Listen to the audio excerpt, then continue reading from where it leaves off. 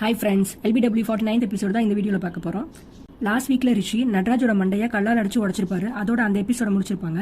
இப்போ அவன் ஃப்ரெண்ட்ஸ் வந்து அவனை பிடிச்சி இழுத்துக்கிட்டு வாடா வாடா அப்படின்னு சொல்லி அழைச்சிட்டு போயிட்டு இருக்காங்க. காப்பாற்றி மாத்தையன் திட்டிட்டு இருக்கான். கோவம் வந்தா கத்து குடி, ஏன்டா அங்கே போய் கல்லால் அடிச்சிட்டு இருக்க அப்படின்னு திட்டிட்டு இருக்காங்க. ஏன்டா இங்கே நின்றுட்டு இருக்கீங்க, போலீஸ் வந்து நம்ம பிடிக்கிறதுக்கு, சீக்கிரம் போலீஸ் வரத்துக்குள்ள இந்த இடத்துல எஸ்கேப் ஆகுங்கடா அப்படின்னு சொல்லிட்டு என்ன டக்குன்னு கிளம்பிட்டு இருக்கானுங்க. நெக்ஸ்ட் சீன்ல துளசியும் ரங்கனும் டிரைவ் போயிட்டு வீட்டுக்கு வராங்க. ரங்கன் கேட்கறாரு, உங்களுக்கு ஒரு வாக் போக பிடிக்குமா அப்படின்னு. எங்களுக்கு வாக் போறதெல்லாம் வந்து ஒரு பெரிய லக்ஸரி மாதிரி, எங்களை மாதிரி ஆளுங்களுக்கு அப்படின்னு சொல்லிட்டு இப்போ 2 பேரும் ஒரு வாக்கிங் போறாங்க. ரங்கன் துளசி கிட்ட ஃப்ரீ டைம்ல நீங்க என்ன பண்ணுவீங்க அப்படின்னு கேட்கும்போது துளசி சொல்றாங்க, நான் ஃப்ரீ டைமே இருக்கிற மாதிரி வச்சுக்க மாட்டேன், முடிஞ்ச அளவு நான் ஆக்குபைடா வச்சுப்பேன். மோஸ்ட்லி பொலிட்டீஷியன்ஸ் எல்லாருமே பப்ளிக் லைஃபை ரொம்ப ஸ்ட்ரெஸ்ன்னு சொல்லுவாங்க. ஆனால் எனக்கு பர்சனல் லைஃப்ல இருக்க ஸ்ட்ரெஸ்னால நான் எவ்வளவு பப்ளிக் கூட ஆக்குபைடா இருக்கணுமோ அவ்வளோத்துக்கு ஆக்குபைடா இருப்பேன் அப்படின்னு சொல்லிட்டு அவங்க மேரேஜ் லைஃப் பத்தி சொல்லிட்டு இருக்காங்க. இவங்க ஃபர்ஸ்ட் ஜூனியரா ஒரு பார்ட்டி ஆஃபீஸ்க்குள்ள போவாங்க. இவங்க பார்ட்டி ஆஃபீஸ் எங்க இருந்துச்சோ அங்கதான் ராஜீவ், அதாவது இவங்களோட ஹஸ்பண்ட், அவர் இன்ஸ்பெக்டரா இருந்திருப்பாரு. ஒரு நாள் திடீர்னு அந்த ஏரியால கலவரம் நடக்கும், யாருக்கு என்ன பண்றதுனே புரியாது. ராஜீவ் தான் வந்து அடக்கியிருப்பாரு.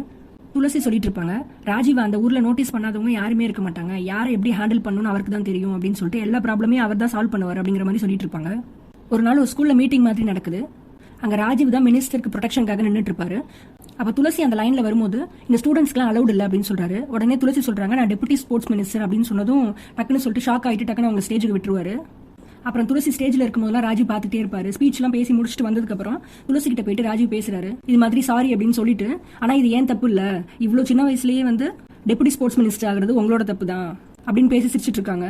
அப்புறம் அடுத்த சீன்லயே துளசியோட தாத்தா துளசி கிட்ட வந்து பேசுறாரு, இது மாதிரி ராஜீவ் உன்னை கல்யாணம் பண்ணிக்கணும்னு ஆசைப்படுறாரு, நீ எடுத்திருக்க பாதை வந்து ரொம்ப கஷ்டமான பாதை, அதுக்கு ராஜீவ் உன் கூட இருந்தா ரொம்ப சப்போர்ட்டா இருக்கும் அப்படின்னு சொல்லிட்டு அப்புறம் அடுத்த சீன்ல அவங்க 2 பேருக்கு மேரேஜ் நடக்குது. ஒரு நாள் ராஜீவும் துளசியும் வண்டியில போயிட்டு இருக்கும்போது ஒரு கால் வருது. துளசி மேடமோட ரூட்லாம் கிளியரா அப்படின்னு கேட்கும்போது இவர் டக்குமே துளசி என் கூட தான் சார் இருக்கா, ஒன்றும் பிரச்சனை இல்லை அப்படின்னு சொல்லும்போது டக்குன்னு போலீஸ் அந்த சைடு டென்ஷன் ஆகுறாரு.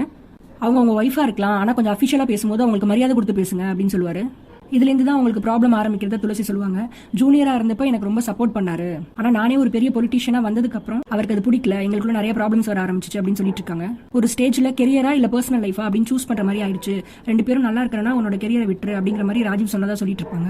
அதுல இருந்து இந்த டெசிஷன் எடுக்கவே எனக்கு பல வருஷம் ஆயிடுச்சு, எனக்கு 2த்துல எதை சூஸ் பண்றதுன்னு தெரியாம கன்ஃபியூஸ் ஆகி இவ்வளவு நாள் ஆயிடுச்சு அப்படின்னு சொல்லிட்டு இருக்காங்க. பட் இப்போ நான் கிளியரா இருக்கேன் அப்படின்னு சொல்றாங்க.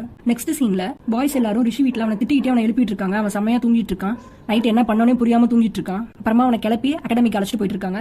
நெக்ஸ்ட் சீன்ல ரங்கன் துளசியை வாக் போயிட்டு வீட்டுல விட்டுட்டு ரொம்ப க்ளோஸா பேசிட்டு இருக்காங்க. என் லைஃப்ல நீ வந்து ஒரு அலுமினியா, ஒரு ஃப்ரெண்டா, ஒரு மினிஸ்டரா நிறைய சேஞ்ச் பண்ணிருக்க, எனக்கு எல்லாத்துக்குமே தேங்க்ஸ் அப்படிலாம் சொல்லிட்டு வீட்டுக்கு போறாங்க. நெக்ஸ்ட் நாள் பார்த்தா ரங்கன் ஆளே டிஃப்ரெண்டா கிளம்பி போறாரு. ரொம்ப ஸ்டைலா கிளம்பி போயிட்டு இருக்காரு. ஏன்னா துளசி தான் சொல்லியிருப்பாங்க. அடுத்த சீன்ல பாய்ஸ் எல்லாம் ஸ்டெப்ஸ்ல உட்காந்துருக்காங்க. அப்ப தியாவும் தங்கமும் வந்து இந்த சைலண்ட்டை பார்த்துட்டு, என்ன இவ்வளவு சைலண்டா இருக்கீங்க, ஏதோ பண்ணிருக்கீங்க போலவே, என்ன விஷயம் அப்படி இப்படின்னு சொல்லிட்டு கேட்டுட்டு இருக்காங்க. தியா கண்டுபிடிச்சிருப்பாங்க. இவனுங்களாம் இல்ல நாங்க திரும்பிட்டோம் அப்படின்ட்டு அமைதியாவே உட்காந்துருப்பாங்க. திருப்பி தியோ கேட்டதும் உடனே பார்த்தா ஜாக்கி எல்லாத்தையுமே சொல்லிடுவான். இது மாதிரி ரிஷி வந்து நடராஜ் சார் மண்டையிலேயே கல்லால் அடிச்சுட்டு வந்திருக்கான், நைட் இவ்வளவு சம்பவம் பண்ணிருக்கான் அப்படின்ட்டு எல்லாத்தையும் சொல்லிடுவான். ரிஷி ரொம்ப பயந்துட்டு உட்காந்துருப்பான். கரெக்டா அப்பதான் மேமும் நடராஜ் சாரும் வருவாங்க. யார் இதை பண்ணா அப்படின்ட்டு மேம் ரொம்ப கோவமா கேட்டுட்டு இருப்பாங்க. கேட்டுட்டு இருக்கும்போதே பார்த்தா திடீர்னு நடராஜ் சார் சொல்லுவாரு, அவனோட ஷூவை நோட் பண்ணிடுவாரு. மேம், நான் என்ன கல்லால் அடிச்சுட்டு ஓடும்போது நான் இந்த ஷூவை நோட் பண்ணேன், அதனால கண்டிப்பா ரிஷி தான் என்ன அடிச்சிருக்கான் அப்படின்னு சொல்லிட்டு அவர் நடுவில் வந்து சொல்றாரு.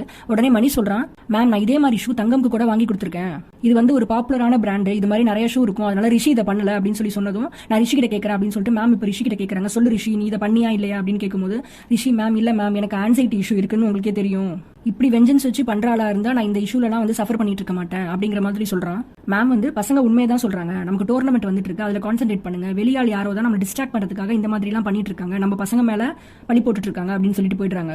இதுக்கு நடுவுல மணி சொன்னதை தங்கம் நோட் பண்ணிருப்பாங்க. எனக்கு ஷூ யார் வாங்கி கொடுத்தா அப்படின்னு தியோட்ட கேட்டுட்டு இருக்காங்க. தியோ உண்மையெல்லாம் சொல்றாங்க, மணி தான் ரொம்ப கஷ்டப்பட்டு உனக்கு வாங்கி கொடுத்தான் அப்படின்னு சொல்லிட்டு இருக்காங்க. அப்புறம் நடராஜ் வந்து ரிஷி கிட்ட பேசுறாரு, மேம் வேணா நீ சொன்னதை நம்பலாம், பாவமா மூஞ்சி வச்சுட்டு நீ சொன்னதை நம்பலாம், ஆனா நான் நம்ப மாட்டேன், என்ன அடிச்சது நீ தானே எனக்கு நல்லா தெரியும், நீ ரொம்ப அழுவல்ல, இன்னும் நிறைய அழுகிறதுக்கு ரொம்ப ரெடியாவே இரு, உன்னை நான் எப்படி கதற விடுறேன் பாரு அப்படின்னு மிரட்டிட்டு போறாரு. இதோட இந்த எபிசோட் முடிஞ்சிடும். அடுத்து நெக்ஸ்ட் எபிசோட்ல பார்க்கலாம். பாய், தேங்க்யூ.